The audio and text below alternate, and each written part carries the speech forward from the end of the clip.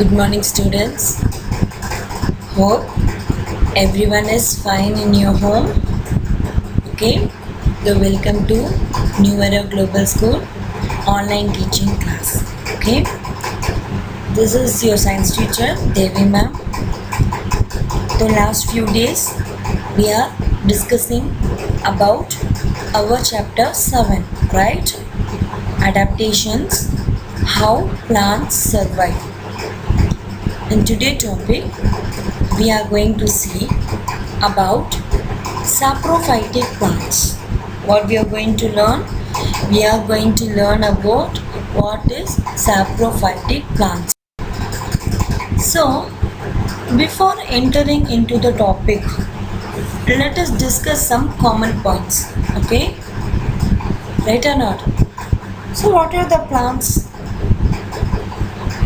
Plants are very useful. Plants are called as the producers. They prepare their own food. Plants have the green color pigment. It is called chlorophyll. Right? There are so many plants are there. Some plants live in forest. Some plants live in desert. Some plants live inside the water. So many plants we are coming across in our day-to-day life. So which is very important for the plants, mainly the chlorophyll, right or not? Without chlorophyll, they will not prepare their own food. But some plants are there, they do not have the chlorophyll, but they will live in the world. What are they? They are called as saprophytic plants. Okay, now see here, come to page number 81.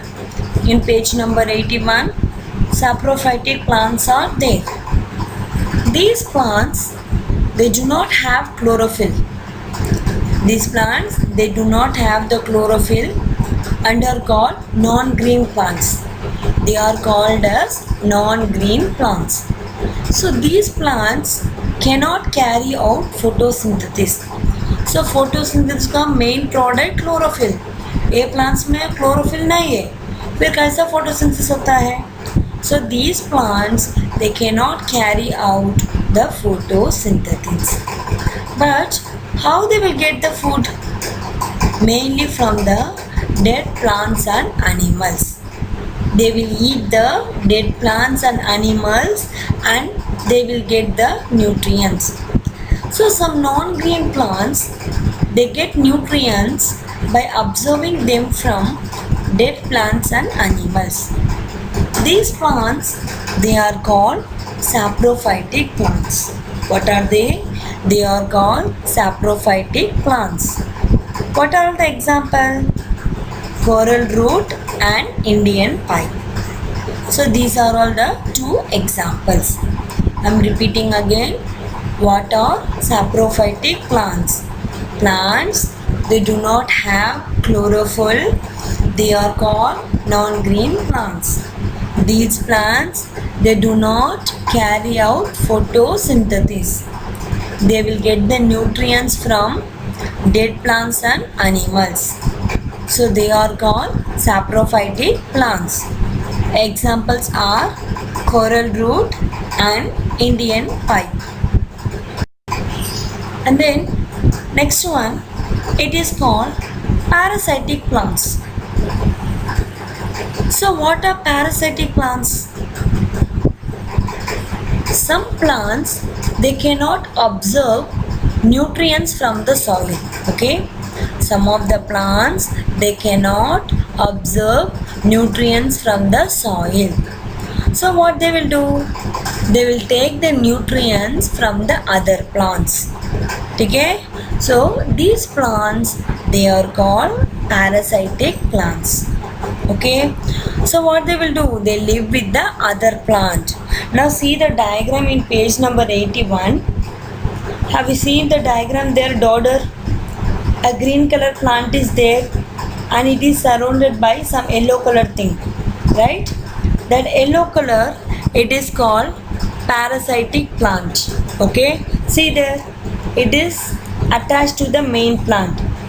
So it is called as a host, but it will not damage it will not cause any harm to that plant. It will take only the nutrients, but it will not harm that plant.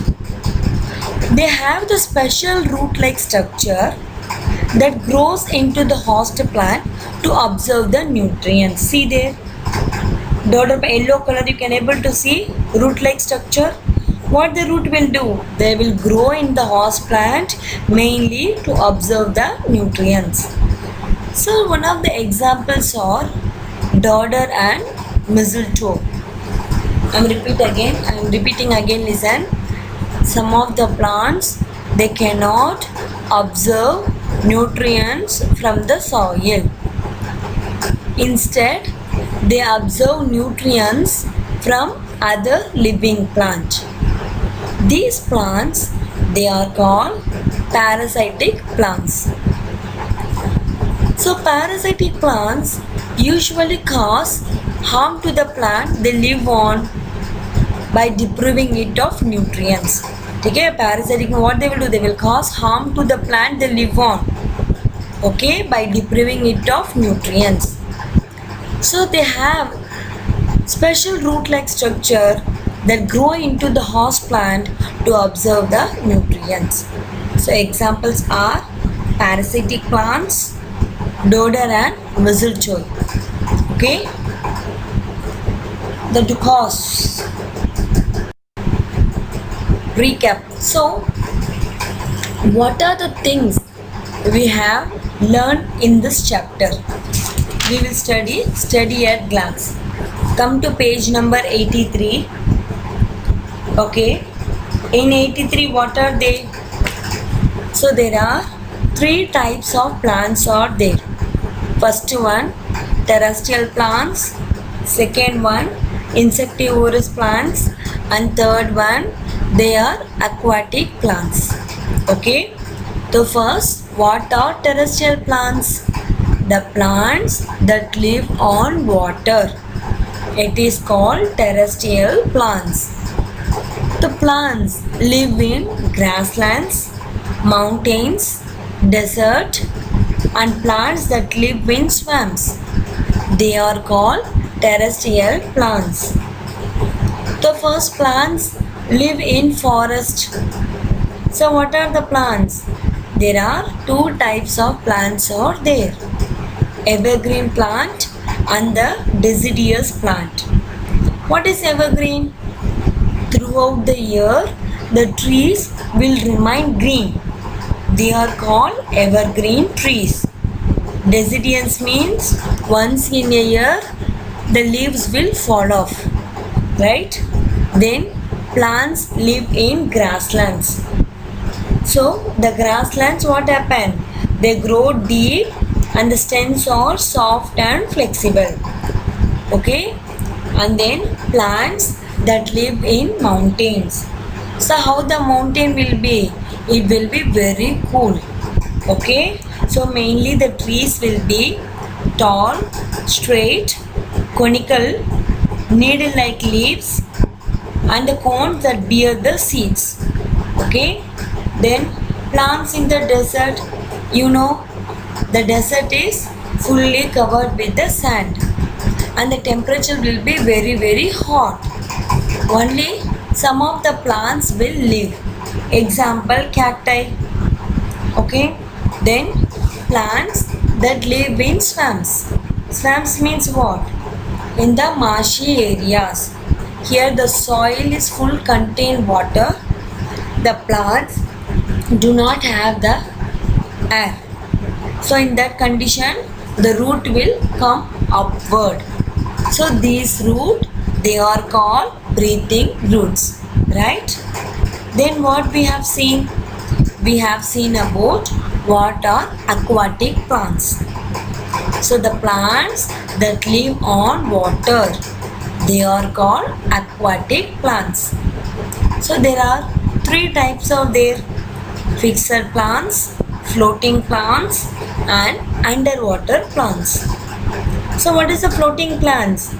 The plants that float on water. They are called floating plants. The root is not fixed to the soil and the stem it will be spongy. So the spongy stem help them to float in the water. Then fixed plants, here the roots are fixed to the soil. Okay, so only the leaves and flowers will float on the water. Then we have seen underwater plants. Here the plants are completely grown under the water, right? Then we have seen three type of plants: insectivorous, saprophytic and parasitic. What is insectivorous? Some plants they will grow in less nutrient area. So in this condition, what they will do? They will take the nutrients by means of trapping method. Example, picture plant and Venus flytrap. Then we have seen what are saprophytic plants. Some of the plants they do not have chlorophyll. They are called non-green plants. So they do not carry the photosynthesis. They will take the nutrients from the dead plants and animals. Examples are coral root and Indian pipe.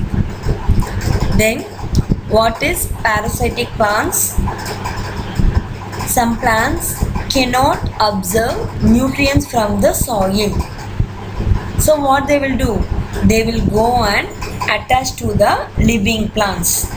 Okay. So what happen? They will harm to the plant they live on. Okay. Whatever the plant they are attached, they will harm that plant by taking the nutrients. It will take only the nutrients. Okay. So they have the special root-like structure to absorb the nutrients. Example, parasitic plants and dodder and mistoloi. So this is the recap of your chapters. Hope everyone has understand this chapter. Just go through the readback. Once your recap is completed, you will understand this chapter. Okay, so tomorrow we will discuss about our textual questions and the short and long answer. Okay, take care students, complete your homeworks and just go through all the subjects. See you tomorrow students.